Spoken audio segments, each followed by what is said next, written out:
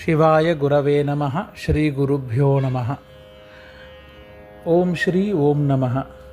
అష్టలక్ష్మీ స్తోత్రము, దాని యొక్క వివరణ, అలంకరణ విషయాలలో ఈరోజు విద్యాలక్ష్మి శ్లోకం గురించి చెప్పుకుందాం. ఈ విద్యాలక్ష్మి యొక్క అవతరణ సరస్వతి అమ్మవారితో సమానమైన అవతరణ విద్యాలక్ష్మి అని అంటారనమాట. ఈ విద్యాలక్ష్మి యొక్క శక్తి ఏంటి అంటే అవిద్యని తొలగించి విద్యని ప్రసాదించడం. అవిద్య అంటే చదువు లేకపోవడం ఒక్కటే కాదు, సత్యాన్ని అసత్యాన్ని తెలుసుకోకపోవడం, మంచివారిని చెడువారిని గుర్తుపట్టలేకపోవడం, మంచి పని చెడ్డ పని గురించి ఆలోచించలేకపోవడం, మంచి పని చెడ్డ పని అనేది లేకుండా సొంతానికి ఇష్టం వచ్చినట్టు ఏదో ఒక లాజిక్ మనకి మనమే ఊహించేసుకుని ఇది మంచి పనే అనుకుని చేయడము. నాకు అనిపించింది అందుకని చెప్పేసి నేను ఈ ఆరాధన చేస్తున్నాను, నాకు ఇలా అనిపించింది అందుకని ఈ మంత్రాన్ని జపం చేస్తున్నానని తనంతట తానే ఏదో ఒక నిర్ణయం తీసుకుని చేయడము.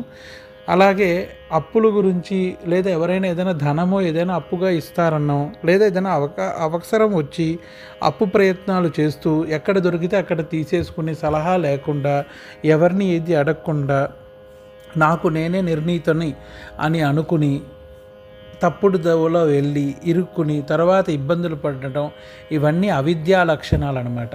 అటువంటి అవిద్యా లక్షణాలని నాశనం చేసి విద్యావంతుణ్ణి చేసే లక్ష్మీదేవి విద్యాలక్ష్మి.